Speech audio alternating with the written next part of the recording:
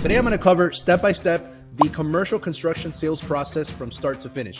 And I cover this in depth in my Contractor Sales Academy. So if you guys are interested in that, the link's going to be below. But today I'm going to give you the overview of literally every step of the sales process, what you should be doing right now. Well, exactly what you should be doing right now. This is what I call our 8-figure contractor strategy. So when I was in commercial construction, one of the things that we always struggled with was like, how do we get the lead? How do we negotiate? Like, what do we do when we save, when we visit? And over the years, what would happen is I would go visit clients, I would talk to them, I would do my follow-up, I would do all these things, and some things worked and some things didn't. So what I basically put here is the exact same process that we ended up figuring out to take our commercial drywall company from basically zero, because when I first started there, they were doing just labor, and it took the company to $7 million a year annually. By the way, if you have any comments or concerns or issues or problems with any of the stuff I talk about here, put it in the comments below. I love hearing it. The goal here is that we're gonna build you what I call a system of repeat business. Because what happens is, those of you guys that are watching that are on the residential side, if you're going and doing kitchens and baths and remodels, that's cool. You probably make a good profit margin. If you go out and do those things, what's gonna happen is at the end of your contract, you're gonna run out of work. Not run out of work, but it's not gonna lead to more work. The goal is to set up a system of repeat business that is gonna reward you for life. Let me give you an example of why that's important. So in real estate, so let's look at real estate as a model. In real estate, what is it? Why is it that we see all these people becoming millionaires? Is it because they make a good deal and they strike it rich? No, it's because what they do is they go out and they go buy a property, and then they renovate it, and then they rent it out, and then they get residual income, right?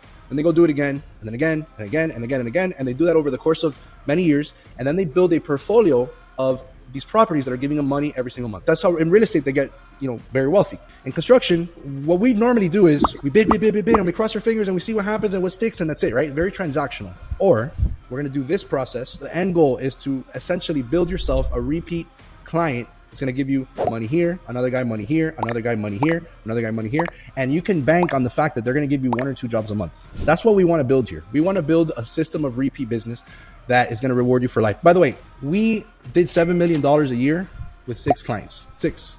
Okay, so you don't need that many clients. The goal here is to filter out and go through this whole process so you can find those people, you can align with them, and then you can just go all in on bidding for only a select group of companies. Make yourself a priority list, give yourself like the A-listers, the VIP people, and the B, and the C, and the D. And those are you're basically gonna bid in that order because ultimately your resources are limited. So what we're gonna do is we're gonna figure out who those people are using this exact process. So I'm gonna assume that you've watched some of my other videos about how to get the leads and prospecting, all that stuff. So I'm gonna start off the sales cycle in where we've received an invitation to bid. Okay, so I'm gonna start it off at that point. If you don't know how to get leads, if you want to learn how to find, prospecting using Blue Book or Dodge or one of the other platforms, I'm going to put a link here somewhere in the screen so you can go watch that video. But I'm going to assume that you got a bid in your email, right? A bid invitation, or your GC sent you plans, or your developer sent you plans, and it's in your email ready to bid. Okay, so we're going to start from that point. So on the left, we're going to start off with the introduction phase. Our goal here at the end of where that dashed line at the end of this process, we want to have started at least our first job with a client. So that's goal number 1, because that first job is like our audition project. It's the chance to blow them away so that they can give us future work. That's what our goal here is. So on the left, you're gonna see the word leads with a bunch of arrows, right? That's what I call our unlimited lead system. The leads are gonna come in the door, which go watch that video that I told you earlier. So you're gonna get leads in the door, right? And then you're gonna build your bid machine. So we're gonna build yourself an estimating department, because what you're gonna wanna do is you're gonna wanna bid a bunch of jobs so you can start filtering the people and you can start getting your first jobs with the first people. So basically in the beginning, you're gonna wanna go very broad. Very, very broad. You're gonna wanna bid for everybody that you can. You wanna bid as many jobs as humanly possible, because ultimately you're gonna use the data to filter who you're gonna start sticking with, okay? Because you start with 100 and you're gonna stick with like 6, all right? I really want you to see it. Like, be fast to fire your own clients, quick, or not clients because they're not your clients yet, but be quick to eliminate the people that are not giving you attention, that are not giving you the time of day, and focus on the people that are gonna give you the time of day. All right, so on the left, let me just walk you through it. So you're gonna get the leads in, you're gonna bid the job, I'm gonna talk about, and actually a little bit, I'm gonna talk about the break-even method, but we're gonna talk about that more in depth in probably the next video. But we're gonna bid the job, and this is gonna be our audition project. So the break-even method, just to quickly summarize it, and I wanna go deeper in that next video, but you're gonna wanna ultimately people are gonna buy on 3 factors. They're gonna buy on your relationship with them, on the reputation your company has, or on your price. So if you don't have a relationship and you don't have a reputation because these are new people to you, then you can only go by your price. So in the beginning, you're gonna wanna bid at cost or very low, right? You're not going to want to be just trying to get the job, essentially. Don't go under, don't go negative, but try to get the job. Now, here's the bonus. And everybody hates when I say this, but 9 times out of 10 on every single job, there's going to be change orders. It just happens. You're not going to underbid and screw the guy over and bid extra, give him extra money and change orders. You're not going to do that. But what happens is over the course of my career, on almost every single job that we did, you would have 10 to 30% in change orders. That always happened. So I can bank on the fact, if you go into your historical data, you'll probably see what your number is, that you're going to make some money on the back end, right?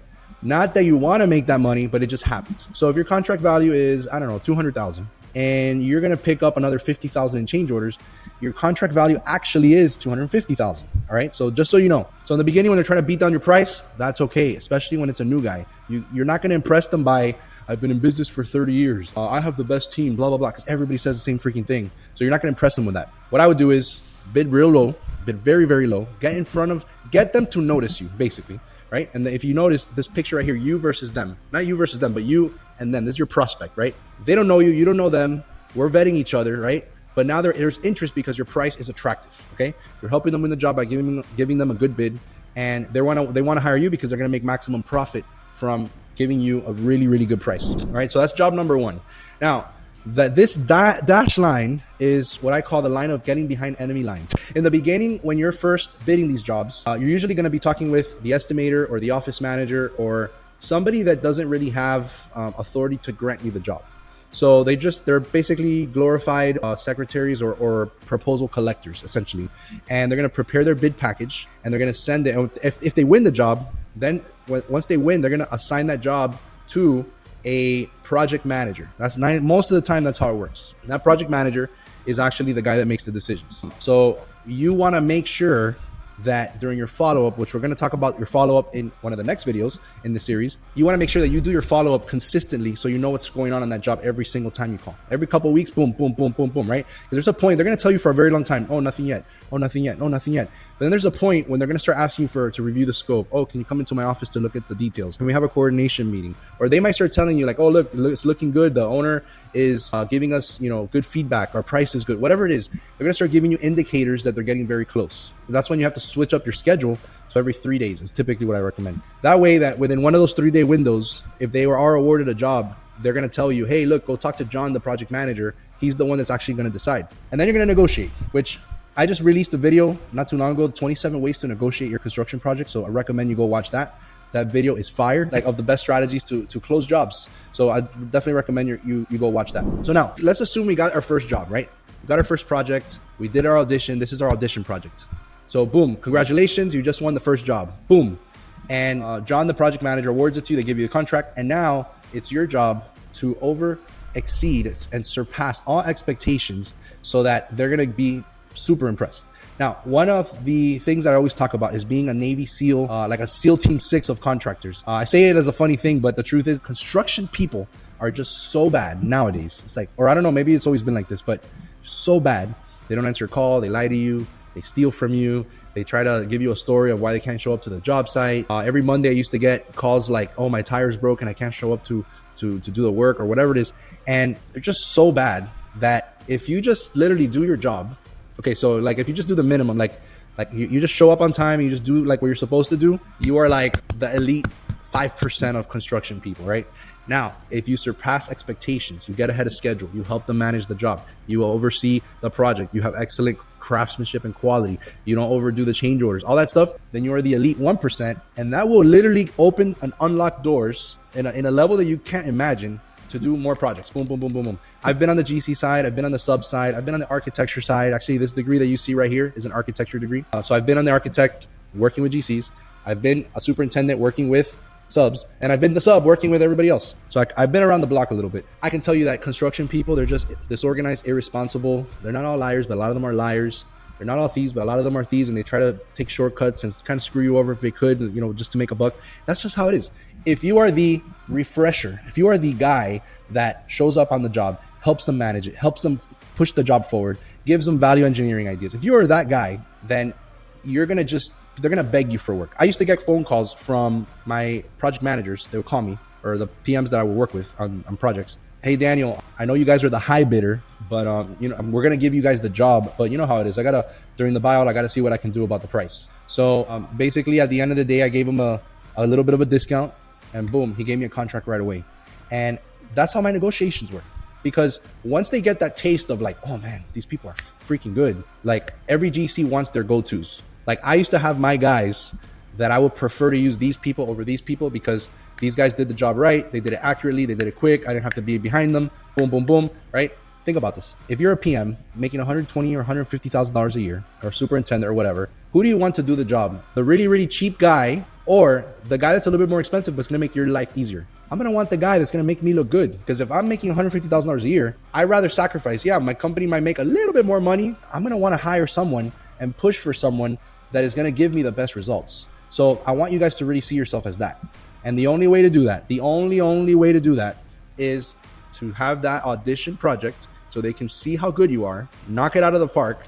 Then you're gonna get job number 2, knock that out of the park, job number 3, boom, boom, boom. So here in this picture, I show that you only have to do one audition project, but it might take a few more. It might take 2 or 3 jobs, right? You wanna come in low, break even, but you wanna eventually, what happens is, once you get your foot in the door, now we're in the escalation phase, okay? So we just transitioned into the escalation phase. Once you get your foot in the door, you're doing the first job, then your prospect is like, hey man, I'm gonna give you the next job, right? Boom, and the next job, right? Now you've done 2 or 3 jobs. Now what happens is you're gonna start escalating your price because now they know what they're paying for. They already got the trial, let's call it the trial, and they know they now know what they're paying for and they know your worth, so they're willing to pay more money for you. Now what's gonna happen is as you do your 5th, your 6th, your 7th job, right? Remember, these guys have meetings in their office, their senior project managers oversee their departments, they know who's on what job, right? So now you're gonna start building what I call an internal reputation, okay? So if you're used to doing word of mouth, this is essentially word of mouth on steroids. Because what's going to happen is within those companies, the senior project managers are going to start saying, hey, hey, Michael, on your job, I want you to use, your company, like, right, your company. Oh, I want you to use IM Builders or whatever your company's name is. You're going to start getting this internal reputation. And it's going to be like word of mouth inside the company. They're going to start calling you and they're going to say, hey, I know you're working with Bob. This is John. And, I want you to bid my job. He says that you did a really good job. So can you do it? And now you're going to start getting phone calls from these other PMs that work with your prospect, your new client. And again, your job is go to that job, knock it out of the park, boom, because everybody has to have the same experience. They have to get you in the door. You have to surpass expectations, you have to basically give them this same experience over and over and over with every single person that you work with. And then you have to maintain it. You can't just do like the free trial is your A team. And then once you get the jobs, now you're going to put your B or your C team in there. It doesn't work that way. They're buying based on your A team. So make sure you have only the A team. You don't have any B team or C team. So part of this is on the back end, you are going to have to be recruiting and training people. Okay. Very important. Recruiting and training people because your sales depend on the execution of the construction work. And if you're not executing correctly, then your sales are going to suffer. So it works both ways. It's not 2 different departments. They're 2 different departments, but they're dependent on each other. Okay. Very important that you understand that. Okay. So then now you're starting to escalate your price. Boom, boom, boom. They know what they're paying for. And then now we're going to transition into what I call the preferred phase. So now in the preferred phase, you've already done a bunch of jobs. You're, a year, 2, 3 years in, right? Consistently doing this, right? So you've worked up the ladder. You've gone up the ladder. And now you've worked with all the PMs. They all know you. They all love you. They think you're the best. They think you're the best, whatever, subcontractor, or if you're a GC, they think you're the best general contractor that they've ever worked with. And you become what I call a preferred contractor. And what happens is in construction, to keep people honest, they can't give you 100% of their bids. They have to split they'll give you the lion's share, but they have to give some to the other people. They got to throw the bones at the other guys, right? In the beginning, for the record, you're going to be getting the bones in the beginning, right? 1 out of 10 jobs, right? Boom. Maybe if you're lucky, 1 out of 10, boom, boom, boom, right? But at this stage, you've already built relationships with all these people. You built reputation within the company. Your price is decent. You're not overdoing your price, right? You were escalating it, but we're not overdoing it. So now you're a rock star. Everybody's going to want to work with you. Everybody's going to say, I want this guy, this guy, this guy, this guy, right?